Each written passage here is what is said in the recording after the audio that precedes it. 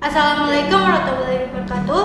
Perkenalkan, kami dari kelompok 4, saya Nazwa Putri, Saya Nurul Hidayah, dan saya Messi Dwi Adalia Manda. Kami ingin menyampaikan presentasi yang berjudul jenis tulisan. Selamat menyaksikan. Jenis tulisan. Pengertian tulisan. Tulisan merupakan homonim karena arti-artinya memiliki ejaan dan pelafalan yang sama, tetapi maknanya berbeda. Arti tulisan dapat masuk ke dalam jenis kiasan sehingga pemakaian tulisan dapat bukan dalam arti yang sebenarnya. Tulisan memiliki arti dalam kelas nomina atau kata benda sehingga tulisan dapat menyatakan nama seseorang, tempat, atau semua benda dan segala yang dibendakan. Sejarah tulisan. Sejarah tulisan mencatat perkembangan bahasa ekspresi dengan huruf atau tanda-tanda lainnya. Sejarah mencatat bahwa bahasa telah berkembang secara berbeda pada tiap peradaban manusia. Awal mula tulisan diketahui pada masa proto dengan sistem ideografik dan simbol mnemonik. Penemuan tulisan ditemukan pada dua tempat yang berbeda. Yang pertama, Mesopotamia atau khususnya Sumer kuno, sekitar 3200 sebelum Masehi. Dan yang kedua, Mesoamerika sekitar 600 sebelum Masehi.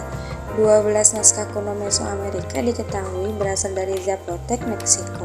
Sementara itu, tempat berkembangnya tulisan masih menjadi perdebatan antara di Mesir, yaitu sekitar 3200 sebelum Masehi, atau di Cina pada 1300 sebelum Masehi. Lanjut ke perkembangan tulisan. Tulisan modern.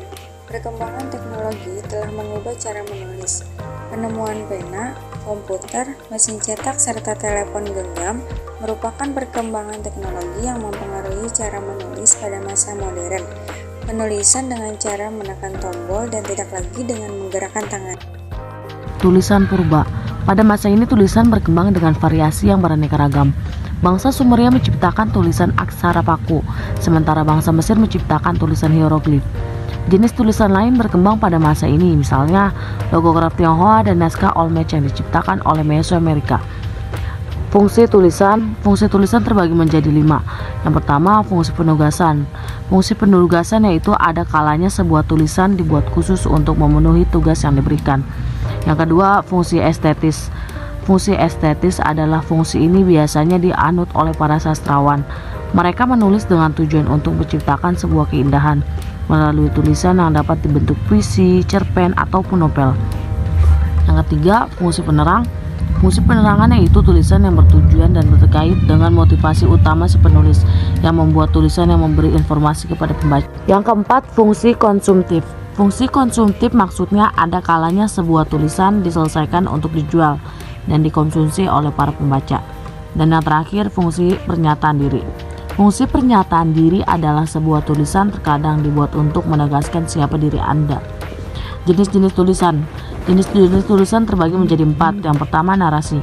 Narasi merupakan bentuk percakapan atau tulisan yang bertujuan menyampaikan atau menceritakan rangkaian peristiwa atau pengalaman manusia berdasarkan perkembangan dari waktu ke waktu. Yang kedua, eksposisi. Eksposisi adalah tulisan yang bertujuan menjelaskan atau memberikan informasi tentang sesuatu. Yang ketiga, deskripsi. Deskripsi adalah tulisan yang tujuannya memberikan perincian atau detail tentang objek sehingga dapat memberi pengaruh pada sensitivitas dan imajinasi pembaca atau pendengar, bagaikan mereka ikut melihat, mendengarkan, merasakan, atau mengalami langsung objek tersebut. Dan yang terakhir, argumentasi. Argumentasi adalah lukisan yang bertujuan meyakinkan atau membujuk pembaca tentang kebenaran pendapat atau pernyataan penulis. Menulis tulisan. Ada 6 manfaat yang dapat saya paparkan atau jelaskan. Yang pertama, mencegah kepikunan. Menulis erat sekali hubungannya dengan proses berpikir dan kinerja otak. Otak juga membutuhkan asupan berupa latihan berpikir positif lewat menulis. Yang kedua, instrumen merekam jejak sejarah. Menulis merupakan satu dari sekian banyaknya instrumen perekam jejak sejarah.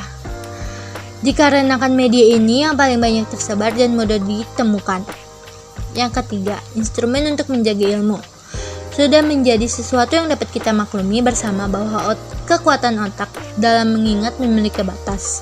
Satu-satunya cara agar bisa mengabadikan apa yang sempat terlintas dalam pikiran apalagi sesuatu ilmu pengetahuan yang dapat memiliki kemanfaatan bagi orang banyak, maka cara pengabdiannya via menulis tulisan. Yang keempat, menulis sebagai media belajar. Belajar bukan hanya tentang mendengar dan membaca. Tidak lengkap rasanya belajar tanpa menulis.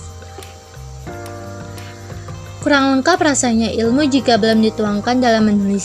Yang kelima, menulis untuk hidup yang lebih produktif. Menulis bagian dari tradisi orang-orang yang produktif. Yang keenam dan yang terakhir, manfaat menulis tulisan, yaitu melahirkan ide-ide baru dan pemikiran baru. Dengan menulis, seseorang akan berpikir dan terus berusaha mengembangkan pemahaman dan kemampuan dirinya. Motivasi inilah yang dapat mendobrak dirinya menemukan ide-ide baru. Karena di saat ia terjun dalam dunia tulis-menulis, dirinya terus tertantang membuat gebrakan baru untuk melahirkan ide-ide dan gagasan teranyarnya. Ciri-ciri tulisan yang baik dikemukakan oleh Rosidi di bukunya tahun 2009. Yang pertama, memiliki kesesuaian judul dan isi tulisan.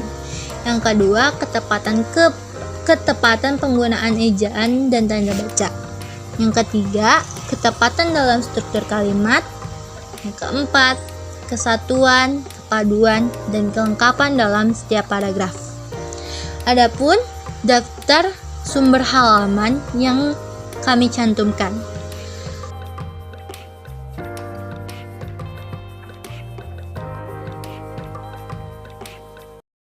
Baik, sampai di sini presentasi kami. Cuci tangan sampai bersih. Cukup sekian dan terima kasih. Wassalamualaikum warahmatullahi wabarakatuh. Dadah.